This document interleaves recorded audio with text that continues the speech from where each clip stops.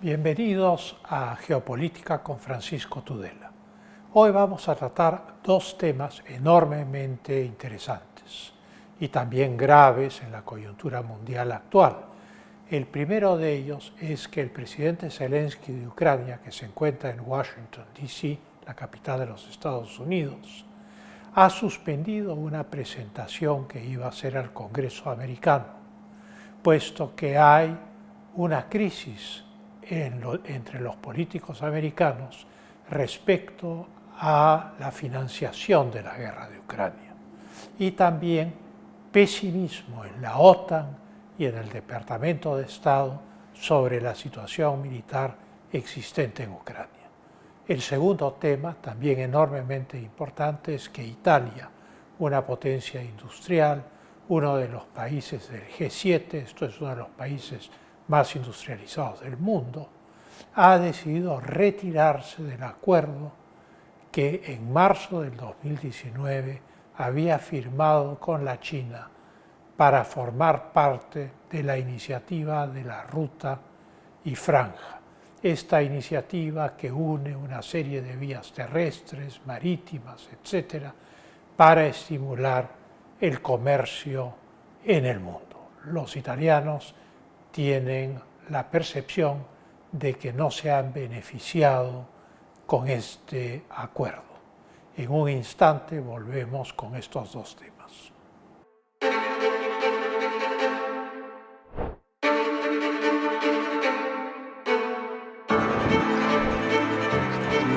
Miles de personas en una operación a gran escala que no será anunciada según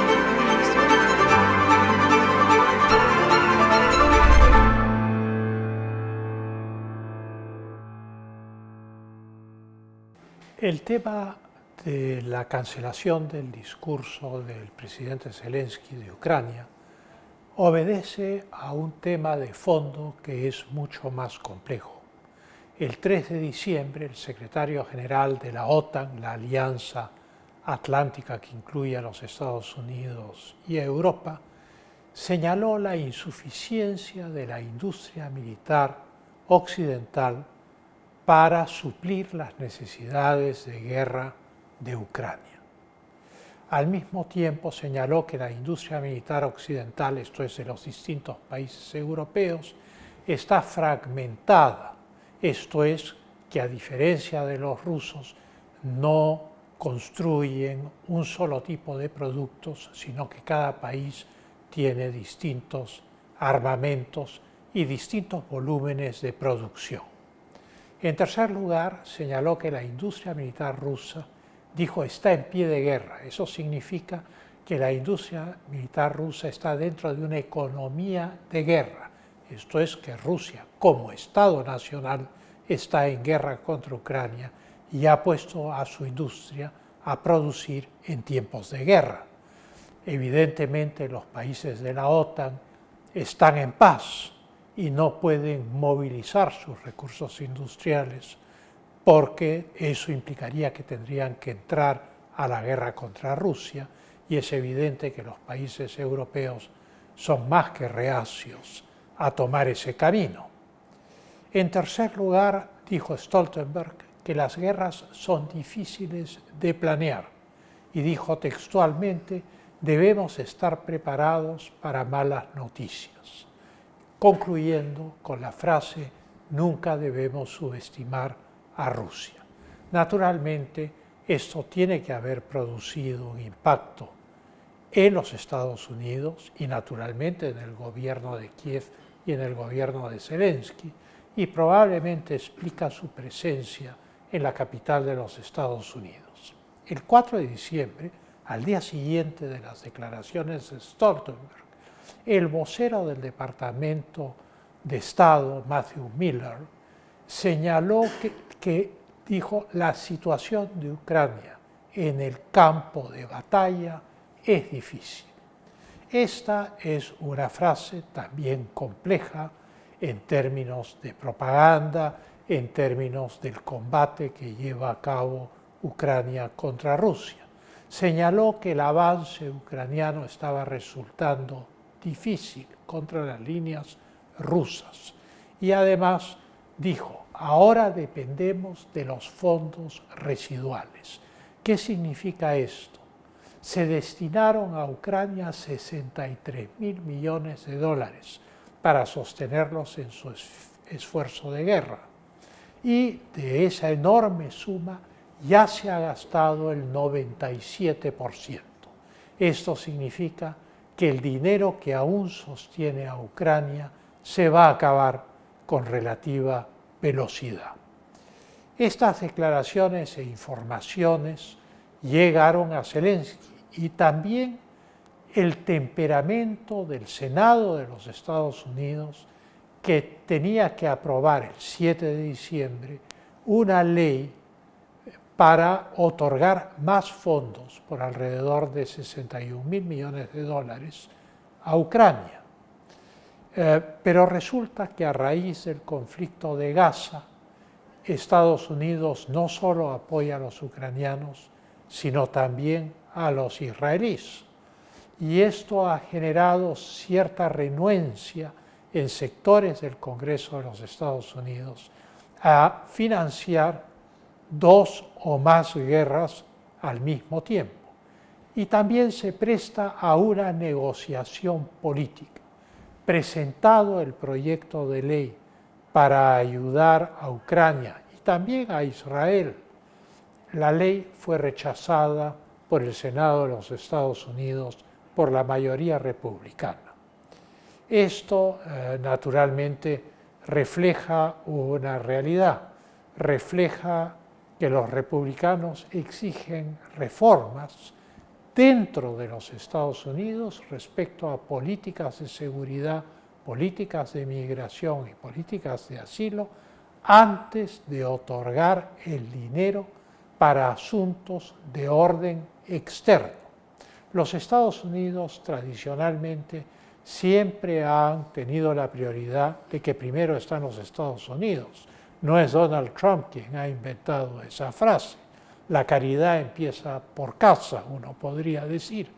Pues bien, se ha bloqueado este dinero y es por eso que Zelensky anunció ayer que no iba a dirigirse al Congreso americano, porque el 7 de diciembre, al día siguiente de su anuncio, evidentemente el proyecto de ley con los fondos para Ucrania no pasó. Volvemos en un instante con los desarrollos en Italia.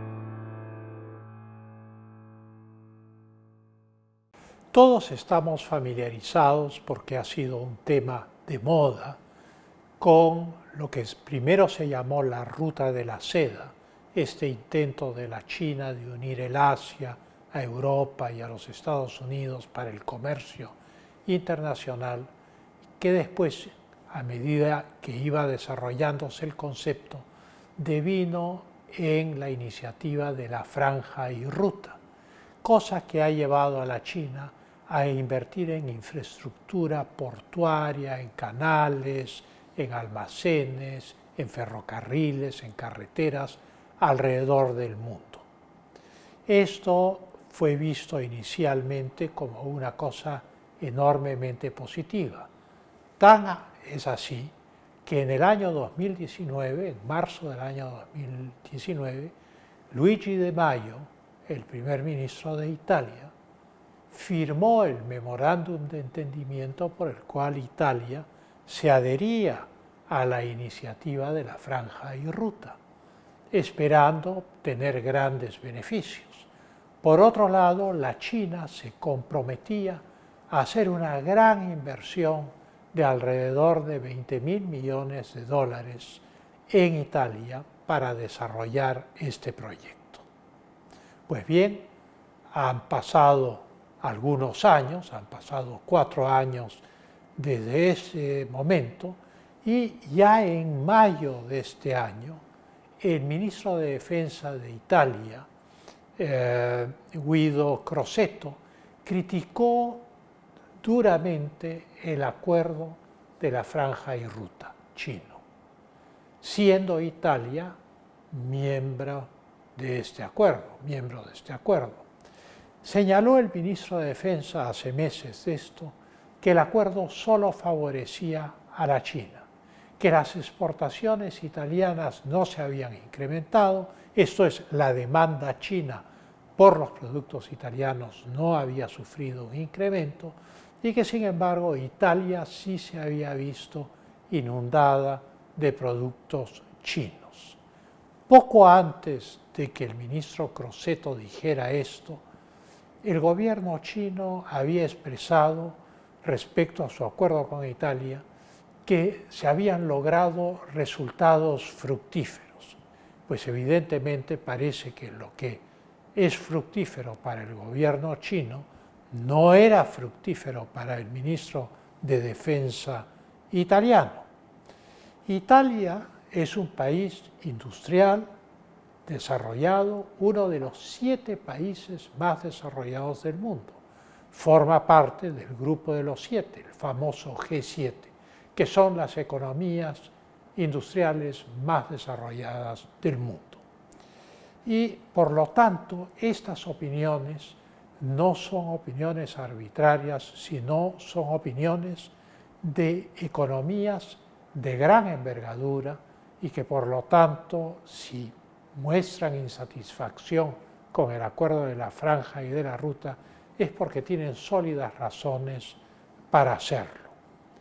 Cuando Italia se adhirió a la iniciativa china de la Franja y Ruta, los Estados Unidos y los otros países europeos expresaron su desacuerdo. Pero hubo otra persona que también expresó su desacuerdo, que fue Giorgia Meloni. Giorgia Meloni, que en ese momento era una política, todavía no era primer ministro de Italia, en el 2019, en marzo del 2019, dijo que Italia cometía un error muy grave al adherirse a la iniciativa china de la Franja y la Ruta. El esquema, entonces, como es visto por los italianos, es que la China construye infraestructura alrededor del mundo y esa infraestructura tiene como finalidad acelerar las exportaciones chinas, pero no necesariamente acelerar las exportaciones de los recipiendarios de estos acuerdos. Ahora, la primera ministra de Italia, Giorgia Meloni, en diciembre, el 7 de diciembre, el 6 de diciembre, ha expresado con gran claridad que notificará antes de fin de año a la China, a Beijing, que Italia se retira del acuerdo de Franja y Ruta. Naturalmente el acuerdo tenía que renovarse en marzo del 2024. Si no se renovaba en marzo del 2024, Italia estaba obligada a dar aviso a finales de este año 2023 y así lo ha hecho la primer ministra de Italia. Simultáneamente, la presidenta de la Unión Europea, Ursula von der Leyen, ha señalado ya antes de estos acontecimientos que hay, según dice ella, desbalances claros y diferencias no resueltas en el esquema global de la ruta de la seda, o sea, Franja y Ruta, la iniciativa de comercio global china.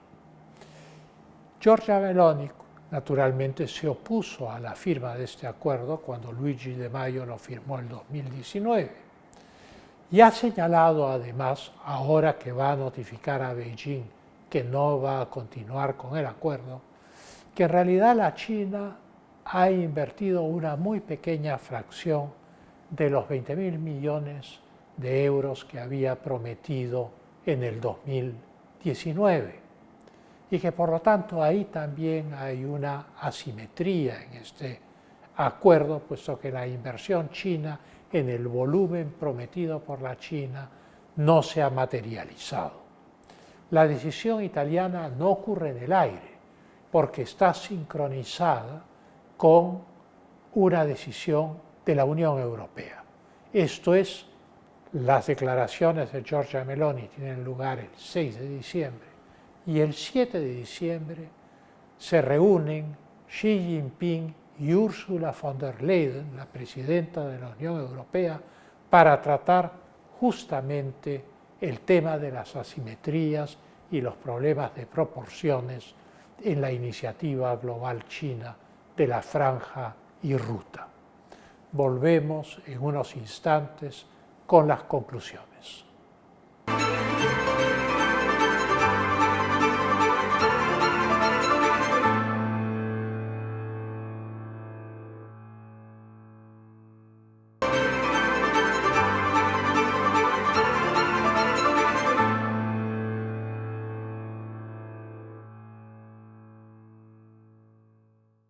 Como hemos visto, podemos concluir que cuando una economía como la de Italia y un gobierno como el italiano, que es un país desarrollado industrialmente, uno de los 7 países más desarrollados industrialmente en el mundo, toma la decisión de cortar un acuerdo llamado de franja y ruta, un acuerdo de expansión comercial de la China, las razones que ese país esgrime evidentemente no son razones arbitrarias.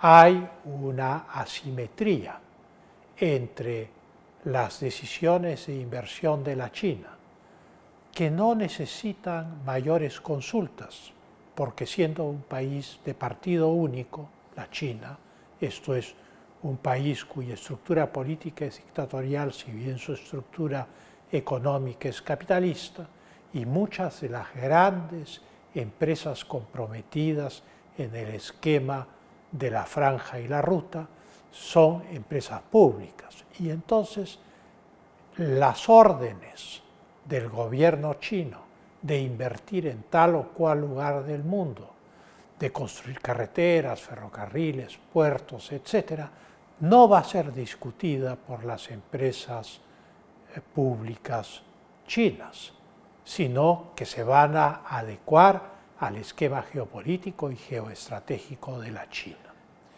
No ocurre lo mismo con Occidente. Si un presidente de las economías desarrolladas convocara a sus constructores, industriales, etc., y les dijera inviertan en tal sitio o en cual sitio, ellos harían números inmediatamente y dirían no, no nos conviene.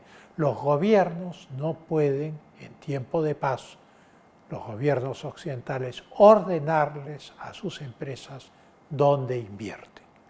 Y entonces hay una asimetría en el campo de la decisión. Es evidente que la China puede colocar sus activos en cualquier parte del mundo, puede construir ferrocarriles, carreteras, puertos, depósitos en cualquier parte del mundo por decisión política del gobierno. Y en cambio, en Occidente, lo que se requiere es la rentabilidad del proyecto y no la decisión geopolítica o geoestratégica de cada uno de los gobiernos occidentales. Esta diferencia de visión es lo que ha quedado patente en el caso italiano. La China promete unas inversiones que no cumple y simultáneamente Italia ve su balanza de pagos negativa y que sus exportaciones a la China no crecen y que sin embargo las exportaciones chinas a Italia sí crecen y llegan a la conclusión de que para su economía del G7 esto no conviene, es asimétrico. Naturalmente, la inversión, los préstamos, etcétera, comprometen a muchos países del mundo, pero la situación italiana definitivamente es una campanada de alarma para el mundo entero, para examinar la realidad económica que subyace al entusiasmo que inicialmente despertó la Ruta de la Seda y la iniciativa de Franja y Ruta.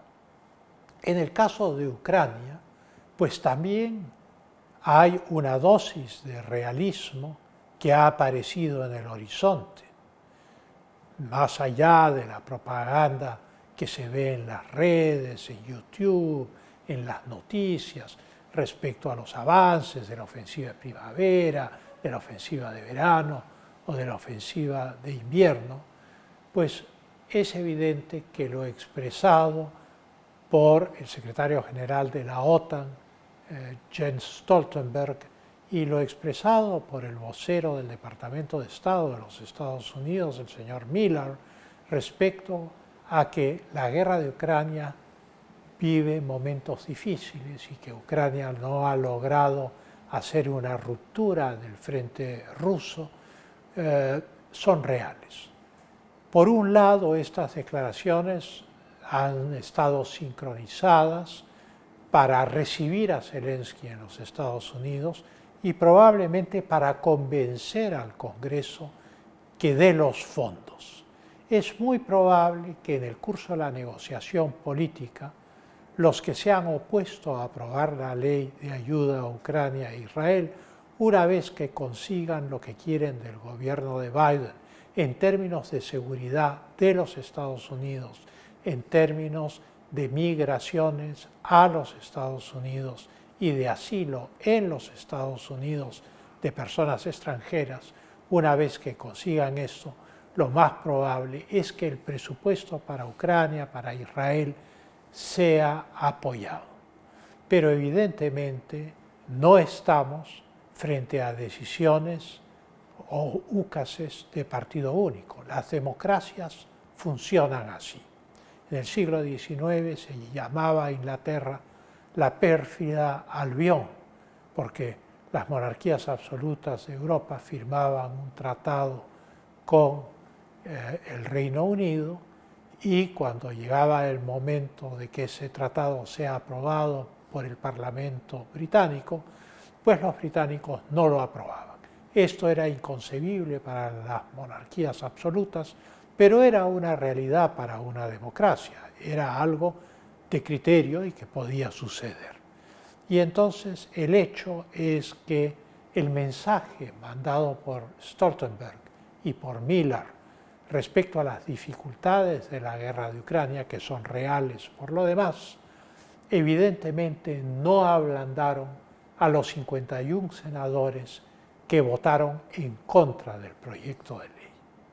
Pero no se necesitan sus 51 votos, se necesitan 60 votos para aprobar la ley, por lo cual todavía hay un espacio de negociación. Naturalmente, lo que ha introducido en la ecuación esta situación es una dosis de realismo respecto al futuro de la guerra de Ucrania y el empezar a preguntarse cómo es que este conflicto va a terminar realmente, porque diera la impresión que no va a terminar con una victoria contundente de ninguno de los dos lados. Con esto nos despedimos hasta un próximo programa.